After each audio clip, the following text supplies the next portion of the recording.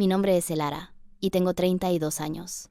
La última vez que hablé con mi madre, me miró directamente a los ojos, su rostro una máscara perfecta de preocupación maternal, y me dijo que los $150,000 que mi abuela me había dejado se habían esfumado.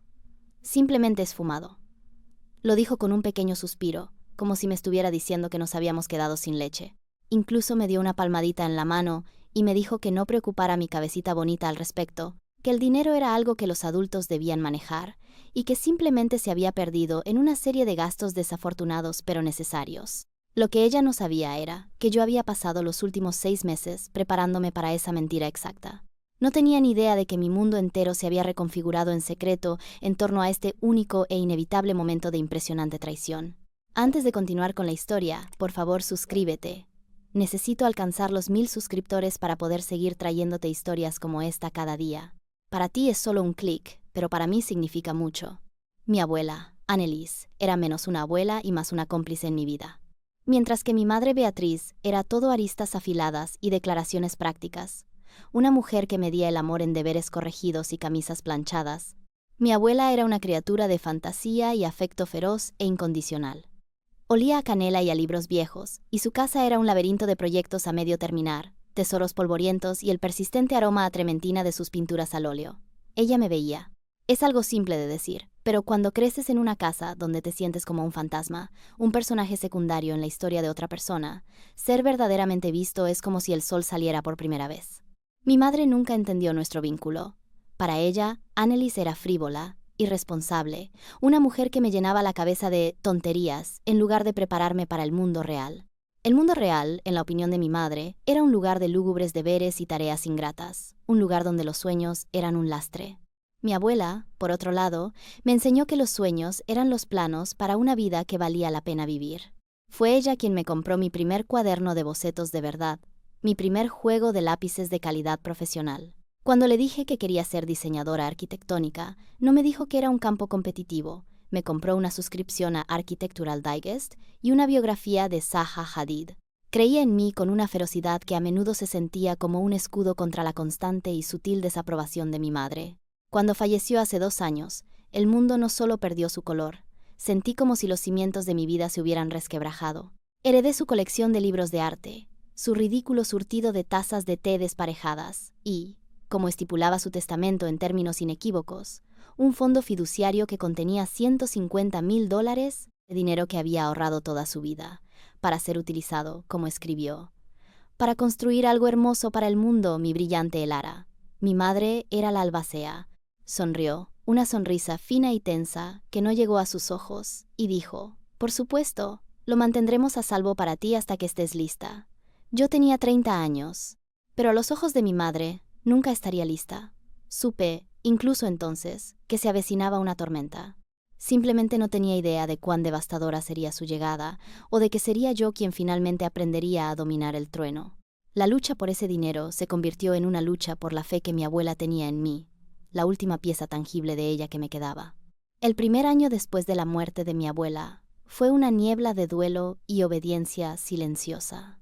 Viví en un estado de animación suspendida, siguiendo la rutina de mi trabajo en una empresa de marketing de nivel medio, un trabajo que mi madre había aprobado de todo corazón por su practicidad y absoluta falta de pasión. Preguntaba por la herencia periódicamente, con preguntas suaves e inquisitivas. «Solo me pregunto cómo va el mercado», decía yo, o «¿hay algún papeleo que deba revisar para fines fiscales?». Cada vez, mi madre hacía un gesto displicente con la mano. «Está bien, Elara, todo se está manejando. ¿Es que no confías en mí?». Y esa era la clave, ¿no? La confianza. En nuestra familia, la confianza no se ganaba, se exigía, una calle de un solo sentido que fluía directamente hacia mi madre. Mi padre, un hombre cuya columna vertebral parecía haberse disuelto hacía años, simplemente asentía. «Tu madre sabe lo que es mejor». Era su mantra, las 5 palabras que podían poner fin a cualquier discusión, a callar cualquier disidencia. No era un mal hombre, solo uno cansado, un hombre que hacía mucho tiempo había decidido que la paz, a cualquier precio, valía el costo de su propia voz. Mi hermano, Daniel, era peor. Era un lugarteniente voluntario en el ejército de mi madre. Había absorbido su visión del mundo, creyendo que ella era la máxima autoridad en todas las cosas. A menudo decía cosas como, «Mamá solo está cuidando de ti, Elara. Siempre has tenido la cabeza en las nubes. Formaban un muro perfecto e impenetrable de condescendencia benigna. Eran los testigos, los facilitadores, que veían cómo mi espíritu se erosionaba lentamente, pero lo llamaban crianza o familia cuidando de la familia. La injusticia era un dolor sordo y constante. Estaba en la forma en que mi madre contaba historias en las reuniones familiares, presentando mis ambiciones como fantasías infantiles. Estaba en la forma en que mi padre cambiaba de tema cuando intentaba hablar de mi portafolio de diseño. Estaba en la sonrisita engreída de mi hermano cuando mi madre me ponía en mi lugar.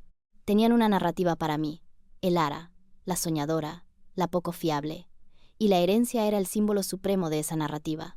Que yo la conservara era, para mi madre, una desviación inaceptable del guión que había escrito para mi vida. Ese dinero era mi escotilla de escape, mi plataforma de lanzamiento, y ella no podía soportarlo. Representaba un futuro que no podía controlar.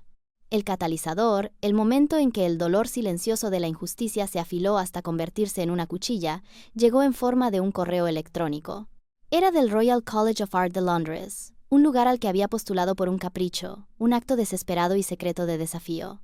Había enviado un portafolio en el que había estado trabajando en horas robadas, tarde en la noche, cuando la casa estaba en silencio. Era un portafolio lleno de los diseños que mi abuela siempre había alentado. Edificios sostenibles y centrados en la comunidad que se mezclaban con su entorno natural. Nunca pensé que tuviera una oportunidad. El correo electrónico era breve, sorprendentemente directo. Había sido aceptada en su programa de maestría en diseño arquitectónico. No era solo una aceptación. Elogiaban mi portafolio, usando palabras como visionario y una voz única y poderosa. Por unos momentos no pude respirar. Era real. Alguien más, alguien importante e imparcial, veía lo que mi abuela había visto. La euforia fue seguida rápidamente por una realidad fría y dura. La matrícula y los gastos de manutención eran astronómicos. Era imposible sin el dinero de mi abuela. Era esto. Este era el propósito exacto que Anneliese había imaginado para su regalo. No un capricho, no una fantasía, sino una oportunidad concreta que cambiaría mi vida. Imprimí la carta de aceptación, con las manos temblando. Sentí como si estuviera sosteniendo un boleto de lotería ganador. Fui a ver a mi madre esa noche, con el corazón latiendo con una mezcla de terror y esperanza. Puse la carta sobre la mesa del comedor. Me aceptaron, dije, mi voz apenas un susurro. Ella la recogió, sus ojos escaneando la página. No había alegría en su expresión, ni orgullo. Vi un destello de algo más, algo frío y calculador. ¿Londres?, dijo, su voz plana. Eso es, poco práctico el ara. Es la mejor escuela del mundo para esto, dije, mi voz ganando fuerza. La abuela habría estado tan feliz. Esto es lo que ella quería.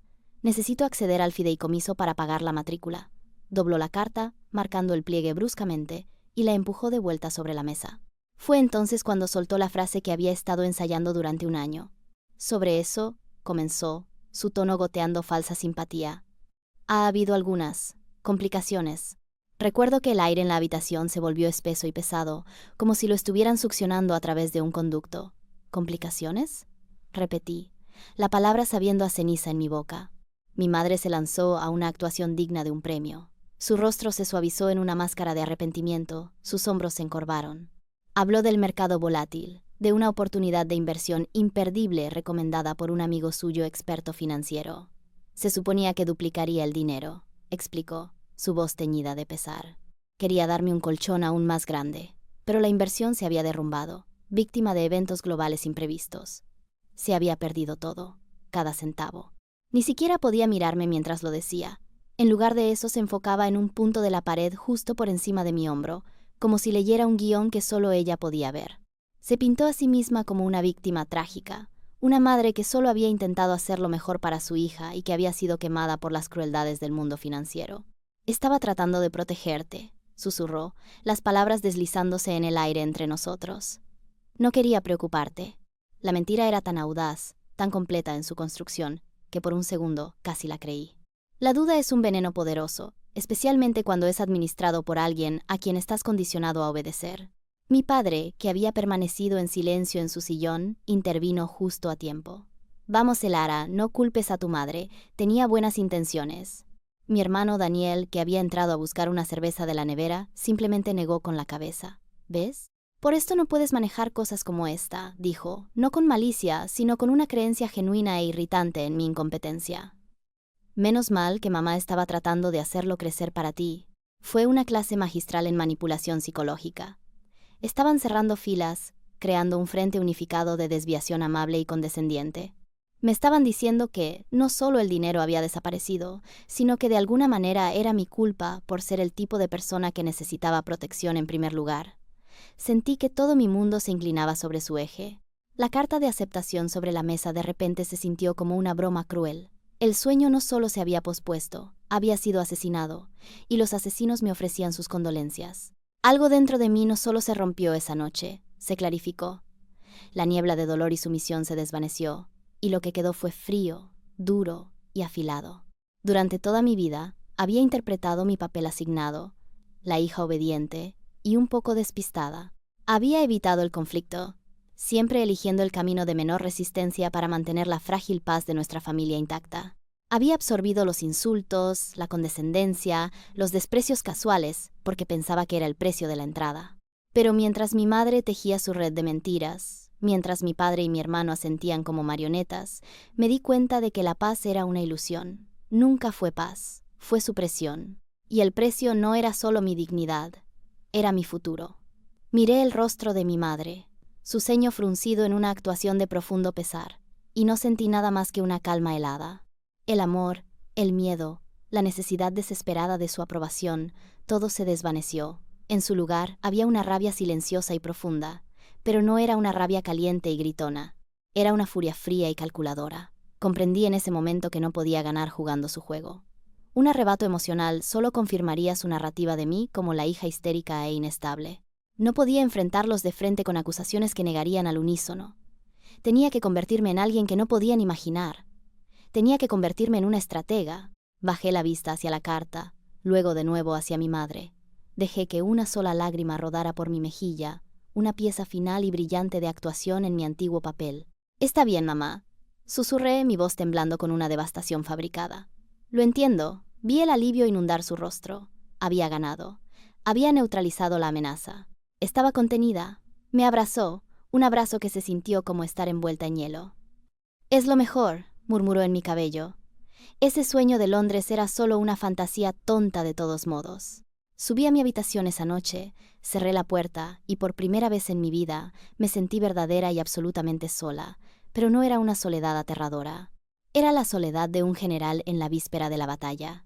Lo primero que hice fue enviar un correo electrónico al Royal College of Art, aceptando su oferta. Luego abrí una nueva ventana del navegador y comencé a buscar lo único que mi madre nunca vería venir: un muy buen abogado. La guerra había comenzado. El nombre que encontré pertenecía a un hombre que no había visto en más de una década, mi primo, Alex.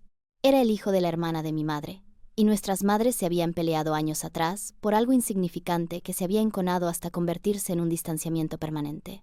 Alex siempre había sido diferente.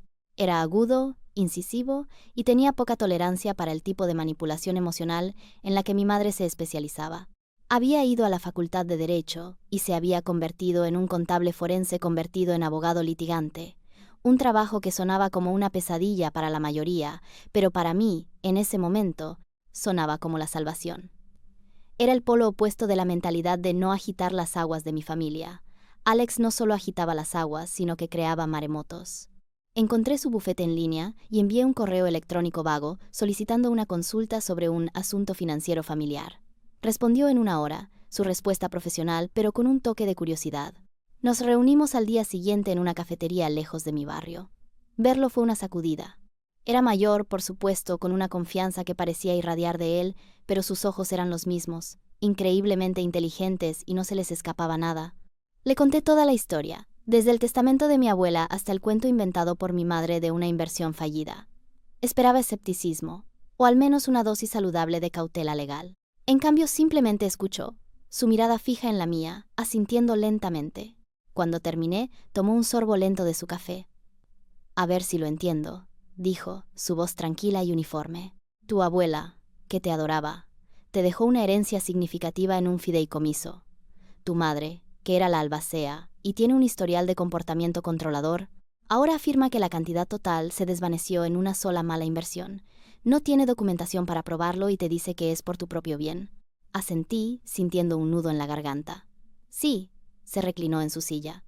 Elara, en mi campo, tenemos un término técnico para una historia como esa. Hizo una pausa, dejando que el silencio flotara en el aire. La llamamos patrañas. El alivio que me inundó fue tan intenso que se sintió como una ola física. Era la validación de la que había estado privada toda mi vida. No solo era un aliado, era un experto confirmando mi cordura. Me creyó, incondicionalmente. Te subestimó, dijo Alex con una leve sonrisa depredadora en sus labios. Y realmente subestimó a tu abuela. Anneliese no era tonta. Te garantizo que la forma en que estableció ese fideicomiso tiene dientes. Tu madre simplemente asume que nunca se te ocurrirá morder. Se inclinó hacia adelante, su voz bajando a un susurro conspirador. Así que, esto es lo que vamos a hacer. No vamos a gritar, no vamos a acusar. Vamos a dejar que piense que ha ganado. Y mientras ella se deleita en su victoria, tú y yo vamos a desmantelar su mundo entero de forma silenciosa, meticulosa y legal. Los siguientes 6 meses fueron una clase magistral de dualidad. Para mi familia, yo era la viva imagen de la derrota trágica. Me retraje. Estaba callada en las cenas familiares. Les dije que había rechazado la oferta de la escuela de Londres, que era, como mi madre había sugerido, un sueño tonto. Interpreté el papel de la hija escarmentada tan convincentemente que la condescendencia de mi madre se suavizó hasta convertirse en una lástima empalagosa y sofocante. Me daba palmaditas en la cabeza y se ofrecía a llevarme de compras para animarme. La ironía era tan densa que podía saborearla. Se ofrecía a comprarme baratijas con mi propio dinero robado. Era una lucha diaria mantener la compostura, tragarme la rabia y ceñirme al plan. Pero la voz de Alex era una presencia constante en mi oído. Deja que se ponga cómoda, decía durante nuestras llamadas semanales de seguimiento. La arrogancia hace que la gente se vuelva descuidada. Tenía razón. Mientras yo interpretaba el papel de un pájaro con el ala rota, Alex estaba presentando la documentación legal necesaria para exigir una contabilidad completa del fideicomiso. Era un derecho legal simple que yo tenía como beneficiaria, un derecho que mi madre contaba con que yo nunca conocería. La carta formal del bufete de Alex llegó a casa de mi madre un martes. Yo estaba allí para nuestra cena semanal obligatoria. Mi padre trajo el correo y mi madre abrió el sobre nítido y con membrete. Observé su rostro mientras leía. El color se desvaneció de sus mejillas. No era una carta furiosa y acusadora. Era seca, profesional y absolutamente aterradora en su formalidad. Declaraba que, como albacea del patrimonio de Anneliese Gable, estaba legalmente obligada a proporcionar una contabilidad completa y detallada de las actividades del fideicomiso, incluyendo todos los extractos, transacciones y retiros, al representante legal de la beneficiaria en un plazo de 30 días. Su mano temblaba. ¿Quién es Alex Croft?, preguntó, el nombre sonando extraño en su boca. Mi primo, dije, mi voz tranquila y neutral. Es abogado, solo me está ayudando con el papeleo, para fines fiscales. La mentira era tan insípida, tan creíble, que era perfecta, pero vi el pánico en sus ojos. Fue un pequeño parpadeo, rápidamente reprimido, pero estaba allí. La primera grieta en la fortaleza había aparecido. Había construido su castillo sobre la suposición de mi ignorancia y pasividad. Ahora se enfrentaba a arquitectos de otro tipo. Los 30 días que siguieron fueron una partida de ajedrez silenciosa y de alto riesgo. El comportamiento de mi madre hacia mí cambió. La lástima desapareció, reemplazada por una sospecha tensa y vigilante. Comenzó a hacer preguntas inquisitivas, tratando de averiguar cuánto sabía yo, cuánto sabía Alex. «Este abogado», decía casualmente, «¿es caro? Espero que no estés malgastando tu dinero en honorarios innecesarios». Yo simplemente me encogía de hombros. «Es de la familia, solo me está ayudando». Mantenía mis respuestas cortas, mi expresión plácida. Alex me había entrenado sin descanso. «No le des nada, sé un agujero negro de información. Deja que su imaginación haga el trabajo». Y lo hizo. Podía ver su mente acelerada, tratando de averiguar cuál era mi ángulo. La historia de la mala inversión de repente necesitaba detalles, una historia de fondo. Comenzó a soltar nombres de asesores financieros ficticios y términos de mercado enrevesados que claramente había buscado en Google minutos antes. Era patético y era glorioso. Mientras tanto, Alex y yo estábamos trabajando. Me había explicado que una contabilidad formal era una pesadilla legal para ella si había estado mintiendo. No podía simplemente inventar documentos. Los bancos y las agencias de bolsa guardan registros meticulosos. Habría un rastro. Tiene 2 opciones, había explicado Alex. Una, confiesa, devuelve el dinero y súplica clemencia. Eso no va a suceder. Su ego no se lo permitirá. 2. Redobla la apuesta y fabrica una historia, esperando que seamos demasiado estúpidos para ver a través de ella. Eso es lo que hará. Tenía, una vez más, toda la razón. El día 29, un paquete grueso llegó a la oficina de Alex. Era de mi madre. Contenía una única carta torpemente falsificada de una compañía de inversión inexistente y un libro de contabilidad manuscrito que parecía algo que un niño crearía. Detallaba una pérdida catastrófica en una acción tecnológica de alto riesgo. Alex lo escaneó y se rió, una risa genuina y estruendosa. «Es mejor de lo que esperaba», dijo por teléfono. «Esto no es solo una mentira, Elara. Esto es fraude, falsificación, tergiversación, incumplimiento del deber fiduciario. Es una hermosa sinfonía de delitos graves». Explicó que ahora que teníamos su propia evidencia fabricada, podíamos desmantelarla pieza por pieza. El verdadero trabajo podía comenzar. Solicitamos judicialmente los registros bancarios de la cuenta del fideicomiso. No a través de ella, sino directamente del banco. Esa era la clave. Habíamos terminado de pedirle la verdad, ahora simplemente íbamos a recuperarla. El día que llegaron los registros bancarios fue el día en que la marea realmente cambió. Alex los hizo llegar a mi oficina por mensajería. Cerré la puerta con llave, con el corazón martillando contra mis costillas, y abrí el sobre grueso. Eran páginas y páginas de extractos, un historial detallado de cada dólar que había estado en el fideicomiso de mi abuela. Mis ojos escanearon las columnas de fechas y números, y la historia que contaban era mucho más fea y egoísta de lo que jamás podría haber imaginado. No hubo una única inversión catastrófica. Ni siquiera hubo una inversión, solo hubo gastos. Fue una sangría lenta y constante. El primer retiro se había realizado menos de un mes después del funeral de mi abuela. $20,000, transferidos directamente a la cuenta corriente personal de mi madre. La línea de concepto estaba en blanco. Unas semanas después, otros 10,000, luego 5, luego 15. Fue un vaciado sistemático, un fondo personal para gastos imprevistos del que había estado echando mano durante 2 años. Los extractos eran una hoja de ruta de su vanidad y codicia. Vi un retiro de $40,000 que correspondía con la semana en que mis padres remodelaron su cocina con electrodomésticos italianos de alta gama.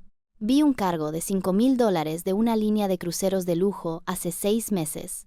Vi transferencias semanales, lo suficientemente pequeñas, debió pensar como para pasar desapercibidas, que sumaban decenas de miles de dólares, probablemente para compras, almuerzos y para mantener el estilo de vida al que sentía que tenía derecho. La parte más irritante, las fechas. Me había estado robando, del legado de mi abuela, mientras simultáneamente me sermoneaba sobre la importancia del trabajo duro y la responsabilidad financiera. Había estado comprando bolsos de diseñador con el dinero de mi matrícula mientras me decía que mis sueños eran frívolos. La hipocresía fue un golpe físico. No hubo una mala inversión. La mala inversión era ella. Había apostado mi futuro en una nueva encimera y un viaje al Caribe. Me senté allí, rodeada de la prueba innegable, en blanco y negro, de su traición, y la rabia fría que había estado alimentando durante meses se solidificó en algo duro como el diamante. No había más dudas. No había lugar para excusas o justificaciones. Esto no fue un error. Fue un robo calculado a largo plazo nacido de una arrogancia pura y sin adulterar. Realmente creyó que se saldría con la suya.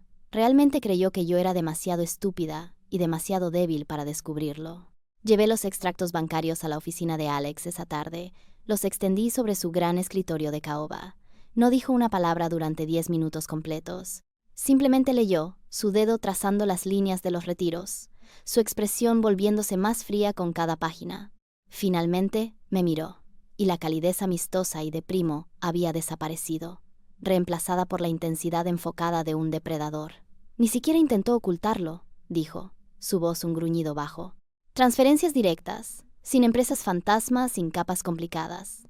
Este es el robo más arrogante que he visto en mi vida. Siente un desprecio absoluto por tu inteligencia. Se levantó y caminó hacia la ventana, mirando la ciudad.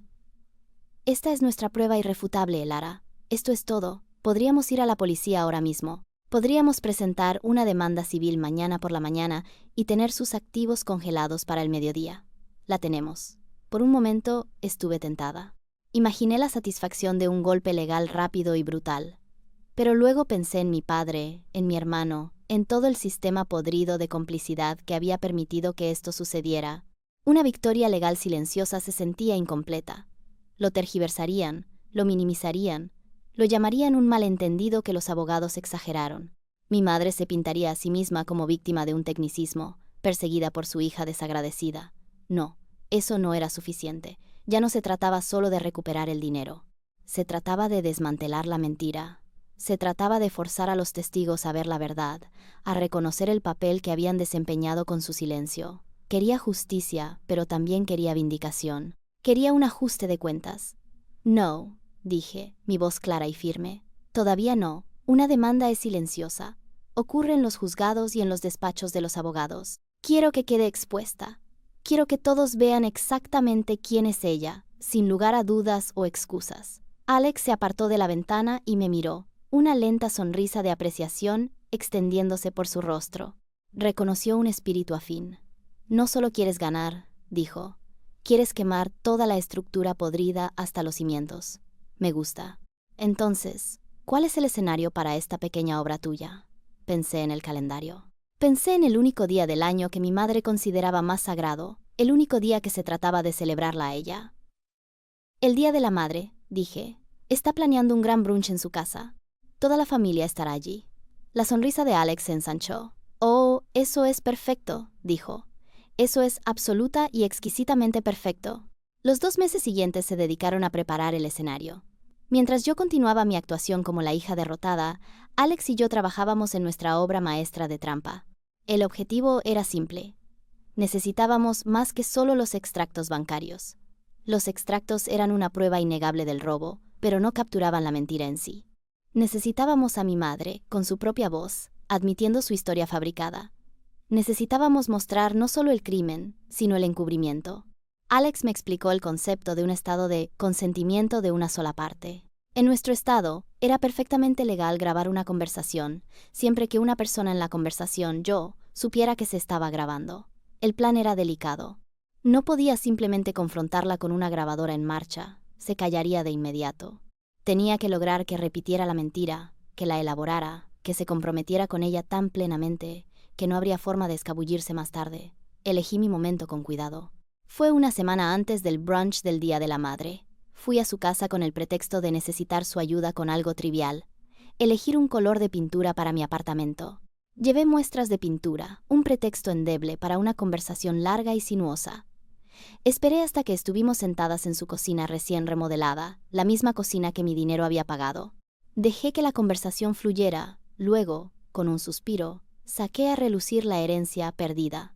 «Sabes, mamá», comencé, mi voz llena de una tristeza practicada. «He estado pensando mucho en el dinero. Sé que te sientes fatal por ello, pero quizás si entendiera mejor la inversión, me ayudaría a cerrar el ciclo». Estaba alimentando su ego, posicionándola como la experta, la que tenía el conocimiento que yo necesitaba. Era un cebo irresistible. Lo mordió al instante. «Oh, cariño, es tan complicado», dijo, lanzándose al cuento ya familiar. Pero insistí en los detalles. ¿Cuál era el nombre de la empresa de nuevo? Me gustaría buscarla, solo para ver su historial. El pánico parpadeó en sus ojos por un segundo. «Oh, quebraron, querida. Ya ni siquiera existen. Una verdadera operación de pacotilla». ¿Y el asesor? ¿El señor Henderson era? ¿Todavía tiene su número? Tal vez él podría explicarme el colapso de las acciones. Presioné, manteniendo mi voz inocente y esperanzada. Tenía mi teléfono en el bolsillo, la aplicación de grabación abierta y en funcionamiento. La conversación en la cocina fue una danza lenta y agónica. Durante casi 1 hora la sondeé suavemente, y ella, con confianza y condescendencia, construyó su propia prisión de mentiras. Cada pregunta que hice fue un ladrillo. Cada respuesta que dio fue el mortero. Pregunté por el nombre de la acción. Inventó uno. Synto Dynamics, dijo, con un alarde de falsa confianza. Pregunté cuándo ocurrió el colapso. El otoño pasado, dijo. Estaba en todas las noticias financieras, pero te protegí de ello. Pedí ver el papeleo de nuevo, la carta falsificada que le había enviado a Alex. Oh, los abogados tienen todo eso, Elara. Ahora es un asunto legal, ¿entiendes? Es mejor no tocarlo. Estaba tejiendo un tapiz de falsedades, cada una más detallada y específica que la anterior. Hablaba con la autoridad de alguien que ha contado una mentira tantas veces que se ha convertido en su verdad. Incluso me dio una palmadita en la mano en un momento y dijo: «Sé que crees que podrías haberlo manejado, pero eres un artista, cariño. Piensas con el corazón. Este mundo de las altas finanzas es brutal. Era mi trabajo protegerte de eso. La condescendencia era tan densa, tan profundamente arraigada, que no podía ver la trampa cerrándose a su alrededor. Mi teléfono, descansando en la encimera a solo unos metros de distancia, capturó cada palabra. El nombre de la empresa falsa, la cronología del colapso inexistente, el nombre del asesor imaginario y, lo más importante, sus repetidas afirmaciones de que todo el dinero se había perdido en esta única y desastrosa inversión. Era la pieza de acompañamiento perfecta para los extractos bancarios. Los extractos mostraban lo que realmente sucedió. La grabación mostraba lo que ella afirmaba que había sucedido. Yuxtapuestos, eran una acusación irrefutable no solo de su robo, sino de su carácter. Cuando finalmente salí de su casa ese día, mis manos temblaban, pero no de miedo. Era por el poder puro y vibrante de lo que acababa de lograr. Caminé hasta mi coche, me subí y reproduje los últimos minutos de la grabación. Su voz llenó mi coche, tan clara, tan segura en su engaño. Guardé el archivo, nombrándolo La Historia, y envié una copia a Alex, con un simple mensaje de 2 palabras. Escenario listo. Su respuesta llegó en minutos. El telón se levanta el domingo. La semana previa al Día de la Madre se sintió como la más larga de mi vida. Era un resorte en espiral, una tormenta esperando estallar. Llegó el Día de la Madre, una mañana brillante y soleada que se sentía como una cruel burla de la tormenta que estaba a punto de desatar. Mi madre estaba en su elemento, la abeja reina en su colmena recién renovada. La casa estaba llena del olor de flores caras y del sonido de mi padre y mi hermano adulándola. Le habían comprado un reloj nuevo ridículamente caro, que ella lucía con un alarde teatral. Mi hermano, Daniel, hizo un pequeño brindis servil sobre cómo ella era la roca de la familia, la que siempre sabía qué era lo mejor para todos. Era nauseabundo. Los observé, a estos cómplices, y sentí una profunda sensación de lástima y asco. Su comodidad se construía sobre los cimientos de mi silencio, mi sumisión. Hoy, los cimientos iban a resquebrajarse. Jugué mi papel, llevando un modesto ramo de tulipanes y un pequeño regalo envuelto. Un libro sobre arquitectura paisajista, un último y irónico guiño al sueño que había intentado matar. Estuve callada, recatada, permitiéndole disfrutar del resplandor de su día. El brunch fue un evento elaborado, dispuesto sobre la nueva encimera de cuarzo que yo había pagado. Mientras todos se sentaban a comer, mi madre, animada por la atención y el champán, se volvió hacia mí. Elara, querida, dijo, su voz lo suficientemente alta para que todos la oyeran. Me alegra mucho verte un poco más animada. Sé que estabas decepcionada por esa tonta escuela de Londres, pero honestamente es lo mejor. Tu lugar está aquí, con la familia. Sonrió esa sonrisa engreída y satisfecha. Era el momento que había estado esperando. Sentí una extraña calma sobrenatural apoderarse de mí. La rabia había desaparecido, reemplazada por una precisión quirúrgica. Tomé un sorbo lento de agua. «Sabes, mamá», dije, mi voz uniforme y clara, cortando la charla ligera. He estado pensando mucho en eso, y me he dado cuenta de que tienes razón. Es importante ser honesto sobre las cosas, especialmente con la familia. Miré alrededor de la mesa, haciendo contacto visual con mi padre, con Daniel, con mi tía y mi tío que también estaban allí. Tenía su atención. Por eso tengo una pequeña presentación, dije. Una pequeña sorpresa del Día de la Madre. Metí la mano en mi bolso y saqué una carpeta delgada y de aspecto inocuo. La sonrisa de mi madre vaciló por una fracción de segundo, una pequeña grieta en su compostura. Mi padre se rió nerviosamente. ¿Una presentación, Elara? ¿Qué es esto? ¿Una reunión de la junta directiva? Algo así, respondí, mi voz inquebrantable. Me gustaría llamarla Historia de 2 herencias. La primera es una obra de ficción. Miré directamente a mi madre. Es la historia que me contaste. La de una compañía llamada Synto Dynamics y un catastrófico colapso del mercado de valores el otoño pasado, y cómo cada centavo de los $150,000 de la abuela se perdió. Dejé que la cifra flotara en el aire. Mi tía soltó un grito ahogado. Mi padre y mi hermano intercambiaron una mirada confusa. A ellos se les había contado una versión más vaga y menos detallada de la mentira. El rostro de mi madre se había vuelto rígido. Elara, este no es el momento ni el lugar, dijo, su voz baja y amenazante. Oh, creo que es el momento y el lugar perfectos, dije, mi voz todavía ligera y conversacional. Porque una buena historia necesita pruebas, ¿no es así? Y te tengo a ti contándola tan hermosamente, con tus propias palabras. Saqué mi teléfono, lo puse sobre la mesa y presioné play. Su voz llenó la habitación repentinamente silenciosa, la grabación de su cocina. Era nítida.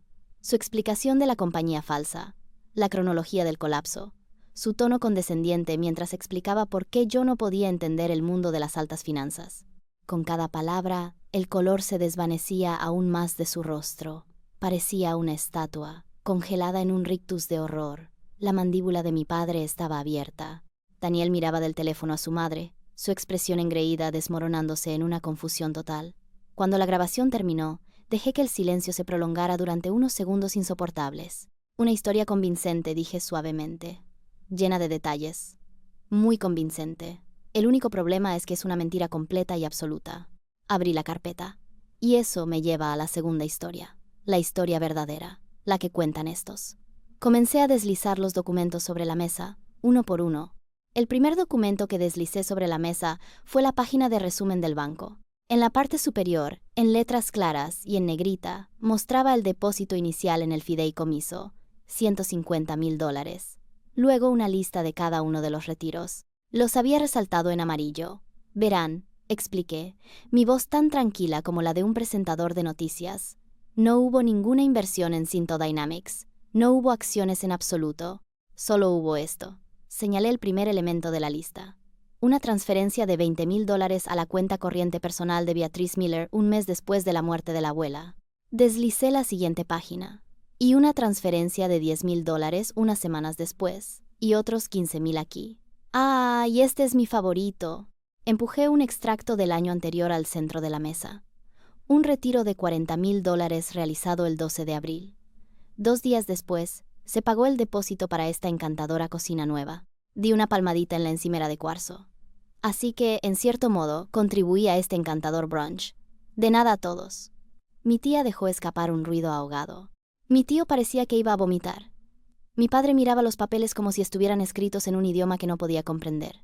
Mi madre estaba en silencio, su piel de un espantoso tono gris. Ya no me miraba a mí. Estaba mirando los documentos, la prueba innegable de su culpa expuesta sobre la mesa que había comprado con mi dinero. «Hay más», dije, mi voz implacable. «Están los $5,000 para el crucero a las Bermudas. Están las transferencias semanales de $2,000 que continúan por páginas y páginas. Suma, ya saben». Empujé la página de resumen final hacia mi padre. «El total que retiraste de mi herencia, mamá, fue de $154,412.48. No solo lo gastaste todo, gastaste más». Dejé que eso se asimilara. Miré a Daniel. Su rostro era una máscara de horror y traición nacientes. La roca de la familia era una ladrona común. La mujer que sabía lo que era mejor era una mentirosa y una estafadora. Todo el fundamento de su visión del mundo se estaba convirtiendo en polvo frente a sus ojos. El silencio que siguió fue el sonido más fuerte que jamás había escuchado. Era un vacío, que succionaba todo el aire y la vida de la habitación. Mi madre, que había construido toda su identidad sobre el control y la condescendencia, estaba total y completamente rota. Abrió la boca, pero no salió ningún sonido. Parecía un pez boqueando en busca de aire. Fue mi padre quien habló primero, su voz un susurro ronco y quebrado. «Beatriz, ¿es esto verdad?» No me miraba a mí. Estaba mirando a mi madre, su esposa durante 40 años, como si la viera por primera vez. Mi madre finalmente encontró su voz. Pero no era la voz tranquila y autoritaria que todos conocíamos. Era un chillido agudo y estridente de pura desesperación. «Está mintiendo, está tergiversando las cosas. Fue por la familia. La casa necesitaba reparaciones. Había facturas». La fachada de la víctima financiera sofisticada había desaparecido, reemplazada por el forcejeo frenético de un animal acorralado, pero era demasiado tarde. La evidencia estaba sobre la mesa. La grabación de sus propias palabras acababa de sonar. Las mentiras eran demasiado específicas, demasiado detalladas para ser retractadas. ¿La familia?, pregunté, mi voz teñida de hielo. ¿Necesitaba la familia un bolso de diseñador de $2,000? ¿Necesitaba la familia días de spa semanales? ¿Necesitaba la familia que robaras todo mi futuro para que pudieras jugar a la gran dama para tus amigas? Me volví hacia mi hermano. ¿Sabías, Daniel? ¿Sabías cuando me decías que mamá sabía lo que era mejor, que estaba vaciando sistemáticamente el dinero que nuestra abuela me dejó? No pudo mirarme a los ojos. Simplemente negó con la cabeza, luciendo completamente perdido. Era un seguidor sin líder, un soldado cuyo general acababa de ser revelado como un traidor. La dinámica de poder en la habitación no solo había cambiado, se había invertido, destrozado y rehecho. Ya no era la niña tonta, yo era la que tenía los hechos, la evidencia, la verdad. Y ellos, los árbitros engreídos y complacientes de mi vida, eran los tontos. La desesperación de mi madre escaló hasta convertirse en un colapso total. Comenzaron las lágrimas, pero no eran lágrimas de remordimiento. Eran lágrimas de pura e inalterada rabia por haber sido descubierta. «¿Cómo pudiste hacerme esto?», gritó, su voz quebrándose. «En el Día de la Madre, ¿humillarías a tu propia madre de esta manera?». Fue un intento impresionante de darle la vuelta al guión, de hacerse la víctima una última vez. Pero la magia se había ido. Sus palabras eran huecas, patéticas. «¿Humillarte?», dije, mi voz peligrosamente tranquila. «Me robaste durante 2 años, me mentiste a la cara, intentaste destruir mi única oportunidad de un futuro real. Me trataste con condescendencia, me menospreciaste, y lo hiciste todo mientras sonreías y me decías que era por mi propio bien. La humillación ni siquiera empieza a cubrir lo que mereces». Me puse de pie. «Y para que quede claro, esto no es solo una discusión familiar, esto no es un malentendido». Saqué un último documento de mi carpeta. Era una carta del bufete de Alex. «Esta es una demanda legal formal para la devolución de los 150 y $4,212 íntegros, más intereses, más honorarios legales. También describe los cargos criminales a los que te enfrentas, incluyendo hurto mayor y fraude». Coloqué la carta suavemente frente a ella. «Tienes 2 semanas para organizar la restitución total. Si no lo haces, procederemos con acciones tanto civiles como penales. Tenemos los registros bancarios, tenemos los documentos falsificados que nos enviaste, y tenemos una grabación tuya comprometiéndote con la mentira. No hay ninguna versión de esto en la que ganes. Miré a mi padre y a mi hermano. Ustedes se quedaron al margen y dejaron que hiciera esto. La consintieron. Eligieron su comodidad por encima de mi futuro. Esa es una elección con la que ambos tendrán que vivir». Me di la vuelta y caminé hacia la puerta, dejando los restos de mi familia sentados en un silencio atónito alrededor de la mesa del brunch. Cuando llegué al pasillo, escuché el lamento final y desesperado de mi madre. «Niña desagradecida, después de todo lo que he hecho por ti». No me volví. Simplemente cerré la puerta detrás de mí, acallando el sonido de su voz, y salí al sol brillante y hermoso de un nuevo día.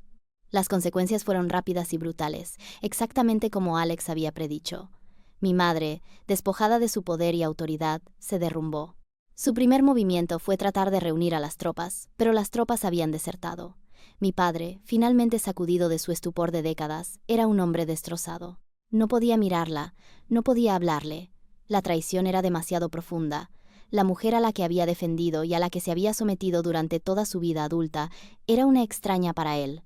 Mi hermano, Daniel, tuvo una crisis de fe en toda regla. Todo su sistema de creencias se había construido en torno a la infalibilidad de mi madre. Confrontado con la prueba fría y dura de su engaño, se retiró por completo, negándose a atender sus llamadas. Por primera vez, mi madre estaba completa y absolutamente sola, atrapada en la prisión de su propia creación. No tenía aliados, ni cómplices, ni una narrativa detrás de la cual esconderse. Enfrentada a la evidencia innegable y a la amenaza de una pena de prisión real, capituló. No había otra opción. En una semana, Alex estaba en negociaciones con su nuevo y muy asustado abogado. La primera oferta fue un plan de pago parcial. Alex se rió y colgó el teléfono. La segunda oferta fue un acuerdo por una cantidad menor. Alex le devolvió una foto de la carta falsificada que ella había creado. El mensaje era claro. No estábamos negociando. Queríamos cada céntimo. Para conseguir el dinero, ella y mi padre tuvieron que sacar una segunda hipoteca masiva sobre su casa, la misma casa que ella había estado tan orgullosa de renovar con mis fondos robados. La ironía era exquisita. El símbolo de su estatus mal habido se convirtió en la fuente de su ruina financiera. Dentro del plazo de 2 semanas, la cantidad total, más los honorarios de Alex y una cantidad calculada por los intereses, fue transferida a una nueva cuenta fiduciaria que yo, y solo yo, controlaba. No hubo disculpa. No hubo admisión de culpa hacia mí. Solo una transferencia de fondos fría y silenciosa. No había aprendido una lección de moralidad, solo una lección de consecuencias. Y para mí, eso era más que suficiente. El silencio de mi familia fue ensordecedor. Era el silencio de la vergüenza, de la cobardía y de un mundo puesto patas arriba. No me puse en contacto. No ofrecí una rama de olivo. El puente no solo había sido quemado, Sus cimientos habían sido salados y arados. Con el dinero asegurado, lo primero que hice fue llamar al Royal College of Art. Les expliqué la situación y pedí un aplazamiento de 1 año, que me concedieron con gusto. Necesitaba tiempo, no para sanar extrañamente, sino para construir. La rabia había cumplido su propósito, había alimentado el motor de mi vindicación. Ahora era el momento de un tipo diferente de combustible, la energía tranquila y decidida de la creación. Dejé mi trabajo de marketing que me destrozaba el alma. El día que entregué mi renuncia fue uno de los momentos de alegría más puros que he experimentado. Pasé los siguientes meses no diseñando edificios, sino diseñando mi vida. Encontré un pequeño apartamento bañado por el sol en una parte de la ciudad que siempre me había gustado, un lugar con carácter e historia. Adopté un perro de un refugio local, un terrier mestizo desaliñado al que llamé Annelies, o Annie para abreviar. Su afecto constante y sin complicaciones fue un bálsamo para mi alma. Empecé a reconectar con viejos amigos, personas de las que me había distanciado mientras estaba sumergida en la toxicidad silenciosa de mi familia. Tomé clases de cerámica, hice senderismo, leí libros por placer, no por obligación. Por primera vez, estaba viviendo una vida que era enteramente mía, en mis propios términos, financiada por el legado de la única persona que siempre había querido eso para mí. Mi relación con Alex se consolidó en una amistad profunda y duradera. Era más un hermano para mí de lo que Daniel jamás había sido. Cenábamos una vez al mes, y él se deleitaba con las actualizaciones, no solo sobre las consecuencias legales, sino sobre mi creciente felicidad. «Sabes», me dijo una vez, «este fue el caso más fácil que he ganado, porque nunca se trató de la ley. Se trató de la narrativa. Ella tenía una historia que pensó que todos creerían. Tú simplemente escribiste una mejor, y la tuya tenía el beneficio añadido de ser verdad». Tenía razón. Había pasado mi vida como un personaje en la historia de mi madre. La victoria no fue solo recuperar el dinero, fue convertirme en mi propia autora. 1 año después, me mudé a Londres. Entrar en el campus del Royal College of Art fue como volver a casa a un lugar en el que nunca había estado. La sensación de acierto, de pertenencia, fue abrumadora. Mi trabajo en mis clases era fuerte, seguro. Las ideas que habían sido reprimidas durante tanto tiempo brotaron a borbotones. Ya no diseñaba con una voz en mi cabeza, diciéndome que mis ideas eran tontas o poco prácticas. Estaba diseñando desde un lugar de fuerza y claridad. Todavía no he hablado con mi madre, mi padre o mi hermano. Recibo una tarjeta de mi padre en mi cumpleaños, con un breve y triste «pienso en ti». Nunca he respondido. Mi tía me envía correos electrónicos ocasionales y tentativos, poniéndome al día de las noticias familiares con un tono distante y periodístico. Mi madre, me dice, es una figura disminuida. Rara vez sale de casa. Las amigas que había cultivado con su lujoso estilo de vida se alejaron cuando el dinero se agotó. Es una reina sin corte, una artista sin público. No hay alegría en este conocimiento para mí, ni regodeo. Solo hay una sensación tranquila y desapegada de equilibrio cósmico. No se salió con la suya. Su propia arrogancia fue su perdición. Mi vida hoy está llena. Está llena de trabajo desafiante, amistades genuinas, la tranquila compañía de mi perro y la libertad de ser exactamente quien soy. El regalo de mi abuela no fue el dinero en sí, fue el catalizador que me obligó a reclamar mi propio poder. Me dejó una llave y durante años tuve demasiado miedo de usarla. Pero cuando finalmente lo hice, no solo abrió una cuenta bancaria, me desbloqueó a mí. A veces, tienes que quemar la vida que tienes para construir la vida para la que estabas destinada. Y mientras camino por las calles de Londres, esbozando ideas para edificios que un día se erigirán altos y hermosos, sé, con cada fibra de mi ser, que finalmente estoy construyendo algo hermoso.